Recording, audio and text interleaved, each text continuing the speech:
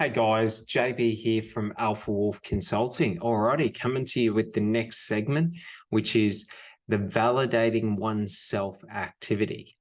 All right, so validating oneself is an important aspect of your own life.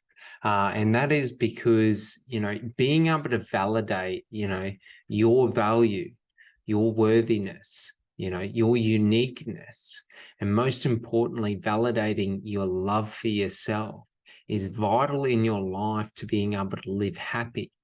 Because if we're able to do these things internally, what we're able to do is we're really able to make ourselves, rock solid and stable in life.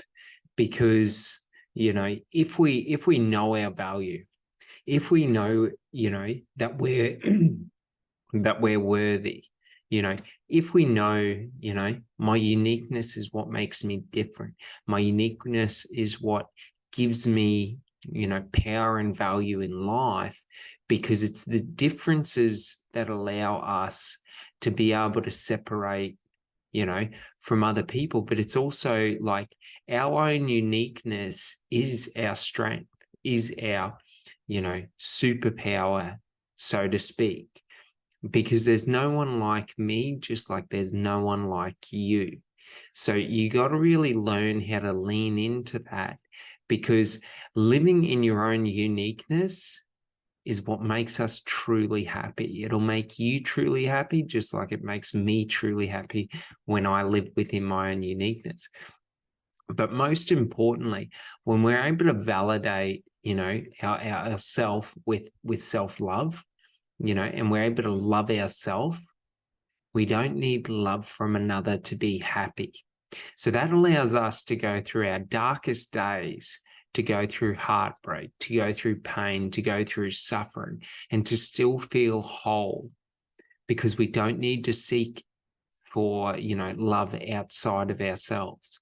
So it's very important to be able to validate, all of these aspects of who we are within ourselves. Okay. And it's really vital to be able to really validate our value, our value within ourselves for ourselves. Because you got to understand, no one will ever see the value that you see within yourself.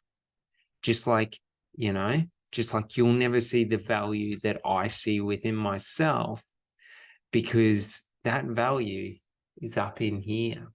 That knowing, all of the things I've been through, it's only ever been me with me. So no one will ever know the trials and tribulations I've been through in my life, to such an extent that I know them. All right. And it's those, personal struggles and life situations, that really build who we are, because it's in how we deal with those situations. It's the narratives that we give. It's being able to, walk through the middle of the storm or the eye of the storm and look back and say, I made it for me, and then being able to generate, those positive feelings within myself or within yourself, while you're going through that eye of that storm, or what you're going through, that dark night of the soul, is where you're able to get that internal strength from. So self-validation is very important, because it helps us in being able to lean into our own inner strength, inner power, inner fortitude, to be able to endure. So it's very, very, a very important practice to be able to learn how to validate ourselves. But also, another key thing is being able to, one, identify external negative feelings or emotions that we may find ourselves in. Because a lot of, the negativity and the fear and all of that we feel throughout this lifetime, throughout this journey, is usually not self-imposed. Usually it's imposed by an external factor. Because to really understand this, okay, we understand that, these dark nights of the soul, these trials and tribulations we go through are how we grow. So we don't grow through the positive things in life. If everything only ever went good for us, we would never grow, because it's when we're up against the wall. It's when we have to make magic happen, when we're forced to grow. So for example, I'll give you a bit of an analogy, and it's like, if I never work out, okay, and I never push my body past what I think its limits are, my muscles will never grow. I will limit myself. Okay, because our body and our brain is a representation of the environment, the necessity. So, for example, and some really great things to think about this, and some great people to look into, is one, David Goggins, two, Wim Hof. Okay, we can look into these people that put themselves in these extreme environments or these extreme situations, to where humans as a collective would think that that's an impossible thing to do. For example, with David Goggins, he was able to run 30 miles on broken legs. Just let that sink in. 30 miles. 30 miles where for any other man, his body would be shutting down. But through his sheer will and mindset and determination and belief that he could do that, he was able to do that. Just like Wim Hof, through his understanding of the brain and his understanding of, how to use breath work to activate certain systems, okay, he was able to go into a frozen lake and use his thought alone and his breath work and all of that to raise the temperature of the water around him.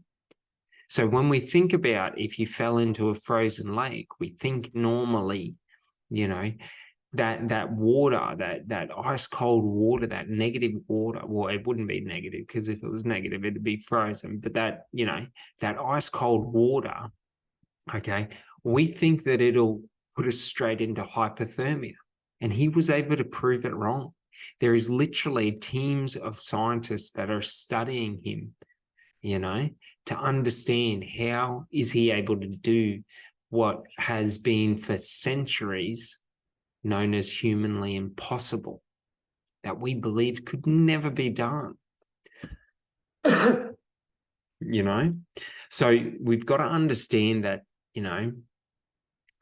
our beliefs and our thoughts have such power over our external environment, but more importantly, they have power over our mind and our body as a result. So if we're able to, like David Goggins, like Wim Hof, accept that we are in control of our thoughts, we are in control of our beliefs, we are in control of our mind and our body, we become in control of our life, regardless of the external environment, regardless of the situations around us. Now, we don't have to go to those extremes, but those extremes are very good for being able to set out what is humanly possible. And the truth is, anything is humanly possible, because all it takes is one person to prove that it can be done, and it can be done. Now, it doesn't mean that everyone in that situation will be able to get those results. But if you have the same thoughts, beliefs, emotions, feelings, and biochemical responses that they're able to conjure up in those moments of suffering, you're able to get through with the same results. All right. So what we got to understand with this is that in life, okay, there is no external meaning. Okay. The only meaning in life is up here, because meaning is not objective, it is subjective, which means meaning is derived and determined by the subject that is creating it. So while everyone will tell you that there's universal truths, that there's good and that there's bad and that there's this and that there's that and that, some things are possible, some things are impossible. It's all bullshit. Don't ever believe that. That is how they will enslave your mind, okay? Because they'll enslave your mind by implanting limiting beliefs and self-fulfilling prophecies, okay? So there's a multitude of human beings that have come before me, come before you, that have done magical things. They have created miracles in their abilities, okay? So we got to understand, whatever we can think, whatever we can believe, whatever we can feel up here, okay, it creates what is real out here, okay? So we got to understand this. But a key thing to know when we're trying to self-validate is self-validation isn't we validate ourselves once and we're set for life. No, it doesn't work like that. Life doesn't work like that, okay? Because how our brain and our psychological structure is we want to take the path of least resistance.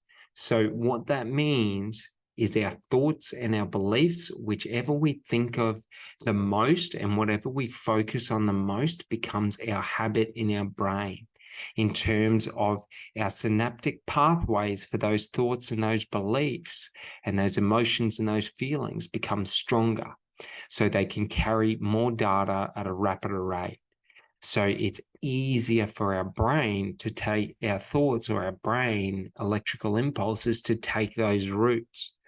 So what we got to understand with self-validation is we're in essence taking control of our mind's development in the context of our synaptic pathways, and we're recreating the pathways that we want our mind to take, our thoughts to take, our beliefs to take, our emotions to take, our feelings to take. And we want to be in full control of our biochemical responses, because that way we can do anything in life. Everything becomes possible. Just to the same, if I'm able to get my hand cut off and smile and feel it as being the most positive experience, the pain will never be the same as if I feel like it is the scariest and most terrifying experience. You've got to understand, because if I'm getting my hand cut off and my brain is dumping dopamine, is dumping serotonin, is dumping oxytocin into my brain, okay? If I'm able to use breath work to activate my adrenaline, the pain response is gone. But also you got to understand that when someone cuts off your hand, okay, just how your biochemistry works in your body initially as a survival mechanism will dump a heap of adrenaline into your system to try and keep it alive. And adrenaline means you don't feel pain. Now, it's not that you don't feel pain at all. It just means that your mind doesn't focus on pain because those receptors are blocked. All right. Sorry. So what we got to understand, okay, is that this is a mindfulness practice. It's in every moment that we're building up our self-validation. And it takes one moment for us to destroy everything. So what we have to do is we have to strip who I am. So for me personally, I had to strip away all the bullshit that was conditioned into me so that I could understand what was truly me. Okay. What truly made me happy, what truly, was my meaning to life. So, for example, for me personally, okay, the sun, the wind, the water, the trees, the birds, the smallest insect, that's my meaning. Life in general is my meaning. All life is equal. From an ant to the president of whatever country are the exact same to me. So if you can kill an ant, you can kill the president of any country in the exact same essence, because they are both conscious beings. Now, you might say to me, JB, well, an ant isn't conscious. I'd like to give you a little fact. Do you know each individual ant has the ability to be independent and conscious? But in their societal structure of how they develop, they understand that it's easier for them to be a collective than to be an individual. Just like if you look at any city that we have, everyone is a collective and not an individual.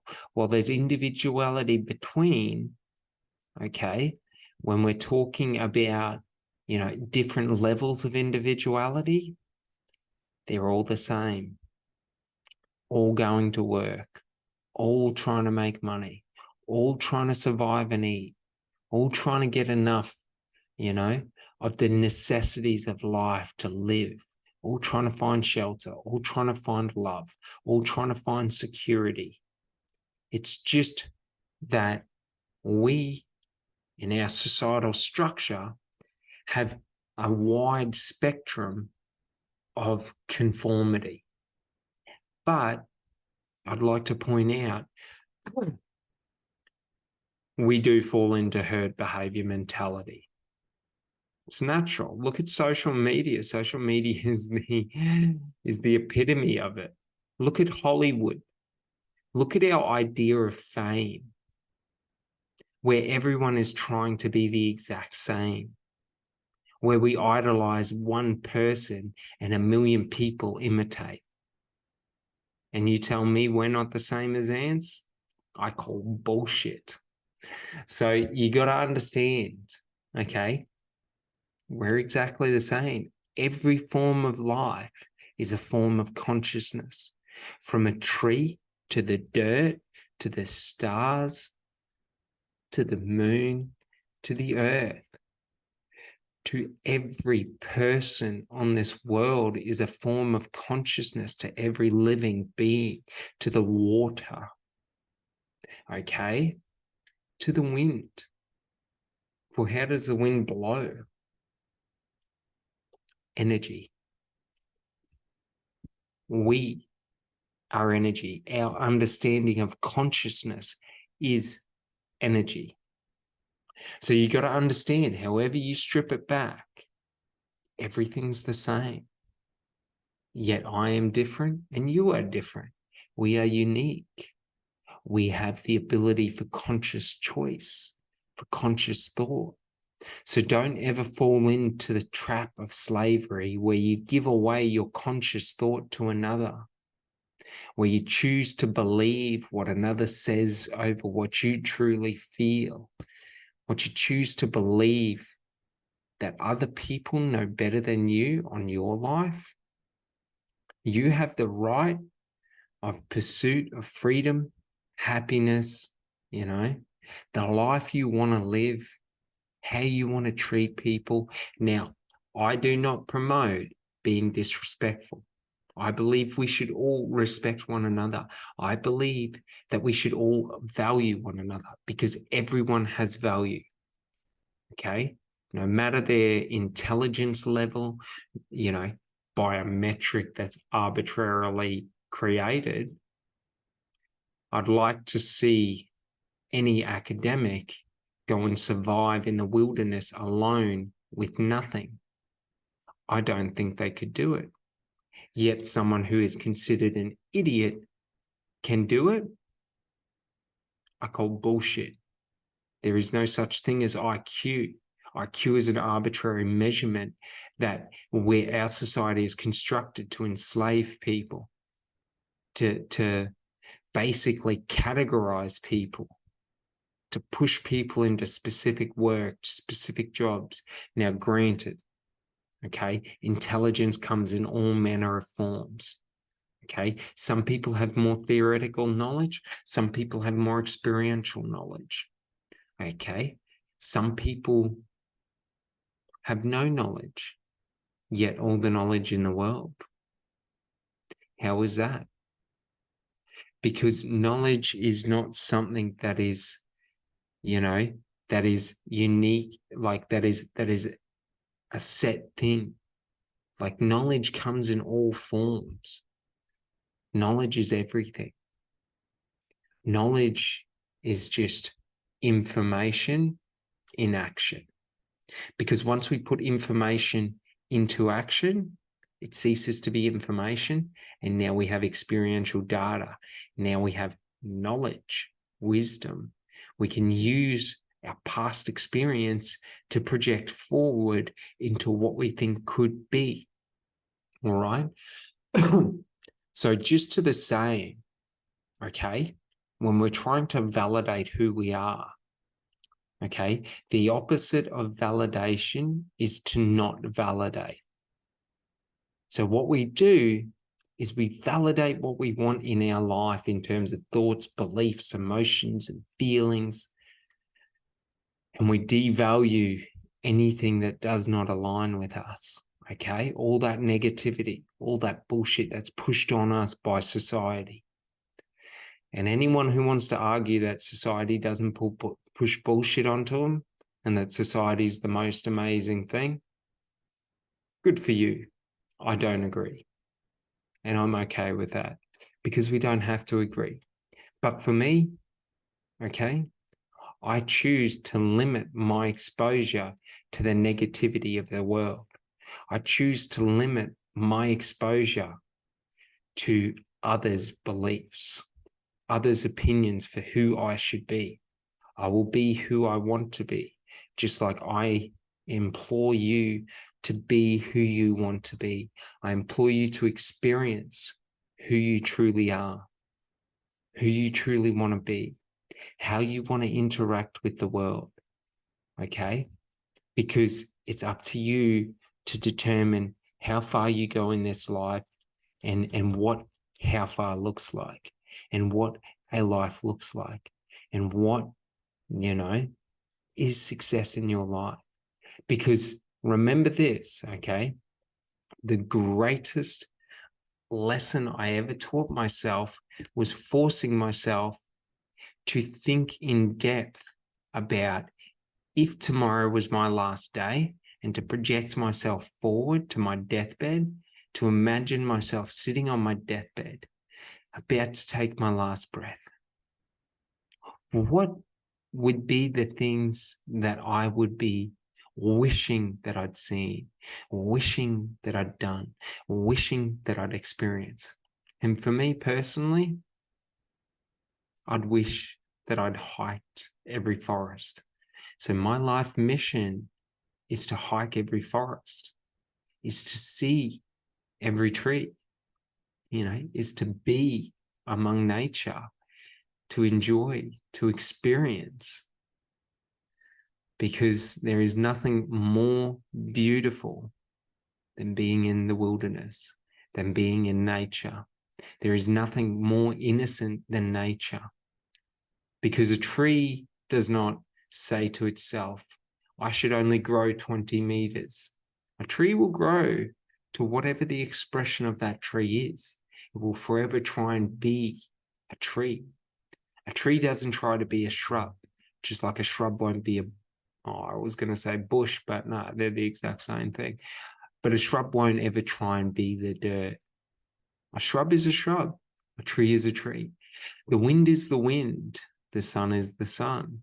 The sun does not beat any softer in summer because I'm uncomfortable.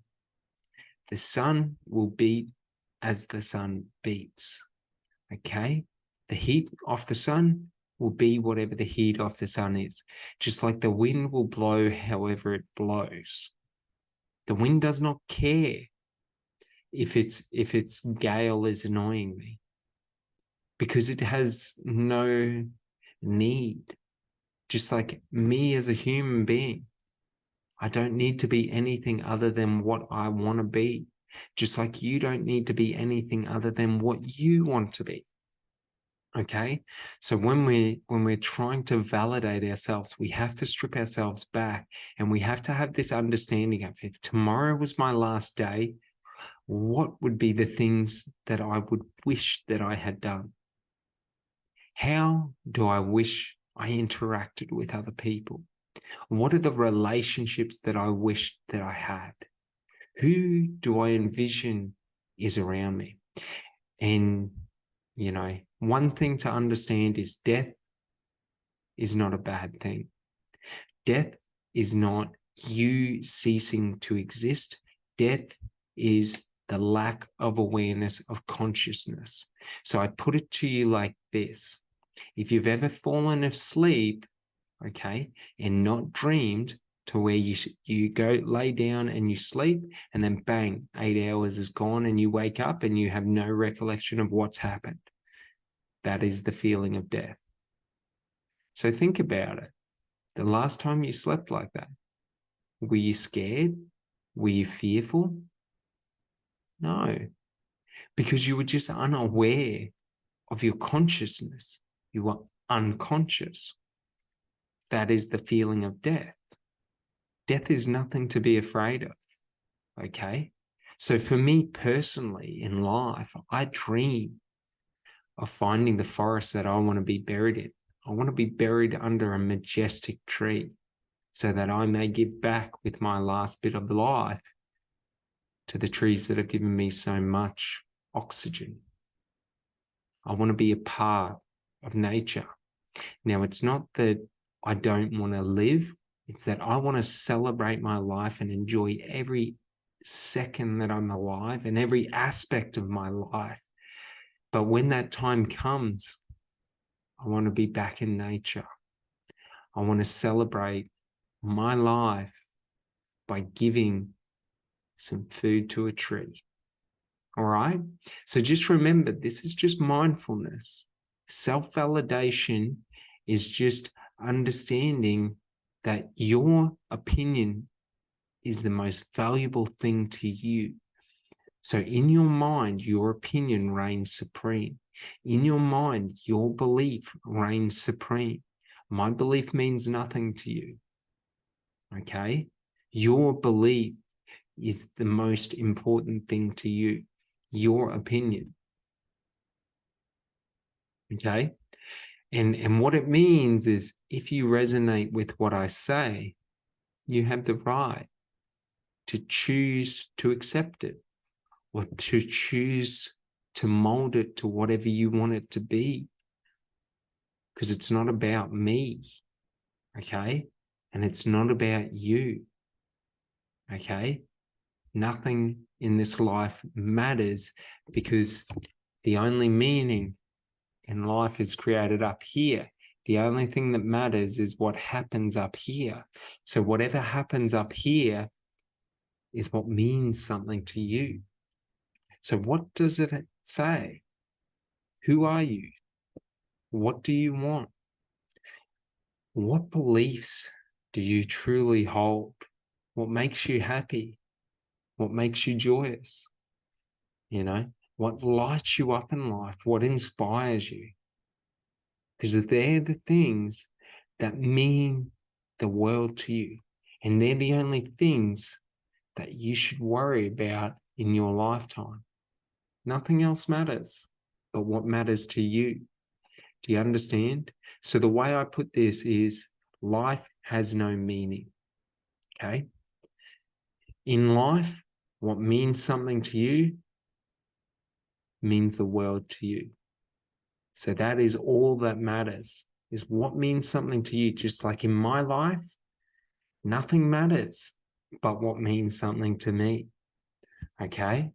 So for me, being able to touch a tree, being able to give thanks to nature for everything that is. For without trees, it would be quite hard to breathe. All right. So I hope this helps you. And just remember that the goal with this is that we want to figure out what are the things that matter to us. What are our opinions? What are our thoughts? What are our beliefs? What are our emotional states? What are our feelings that we want in life?